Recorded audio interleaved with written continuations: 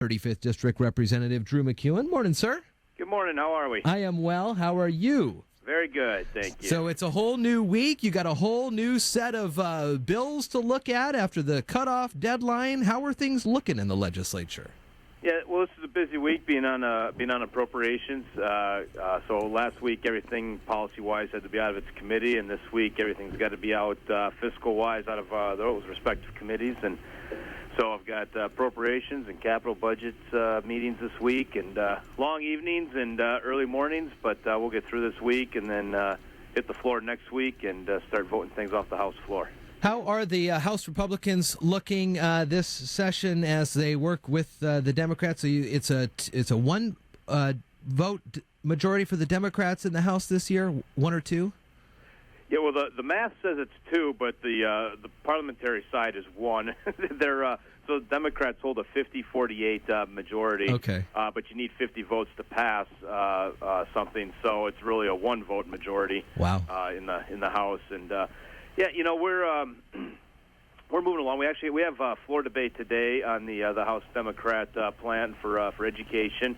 The Senate Republicans passed theirs out of the Senate earlier in the month, and we've actually heard that in appropriations, and now the House Democrat proposal on K-12 will go to the floor today. And there won't be any drama in terms of the vote count. I'll tell you right now, it'll be 50-47. It'll pass. There's one member gone today, but that'll be the vote total. It'll be 50-47, and it'll be on party lines.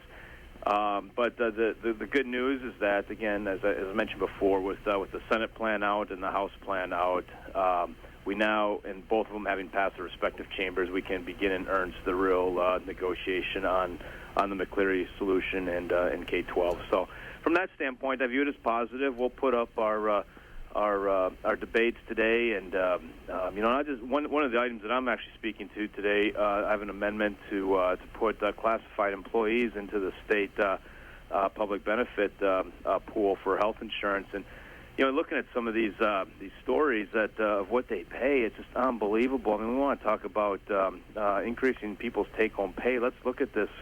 Right now, the Washington Education Association, the WEA, which is the state teachers union, sells health insurance to school districts, and a lot of people don't realize that. And frankly, it's a crappy plan. And the WEA banks $25 million in brokerage fees from selling their plan to school districts.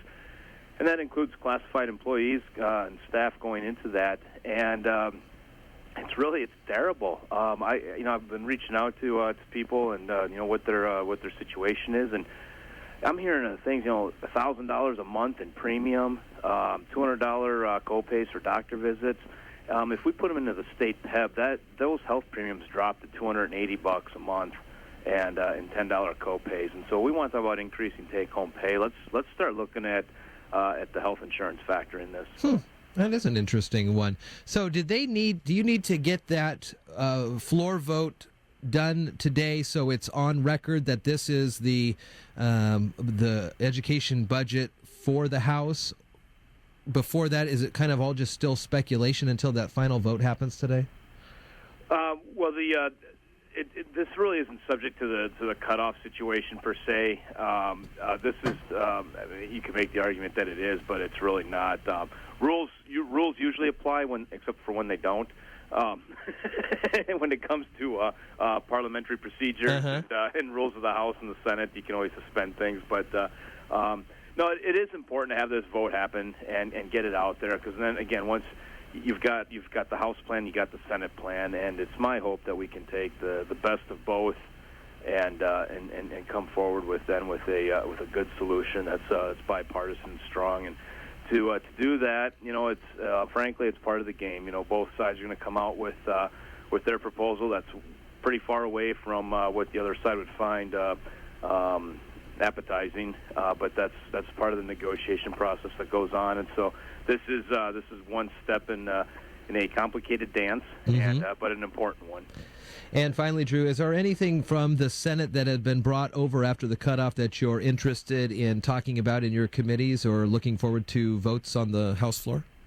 Yeah, so candidly, I haven't looked a whole lot at the Senate bills yet because being in appropriations, we're dealing with all the House fiscal bills still. So that's where I've been at and will be for this week. So I really won't pay much attention to what happened in the Senate until after we have our cutoff on the House floor, which will be in another 2 weeks.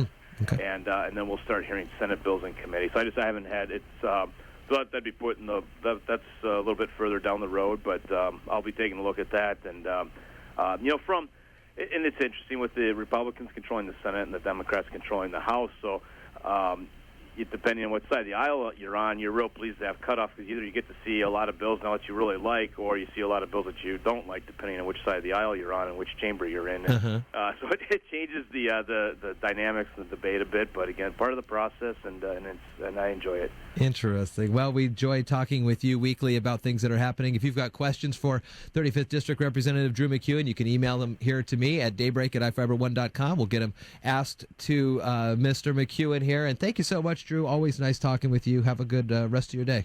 Likewise, you too, and go Mariners. Go Mariners. I like the hearing of that.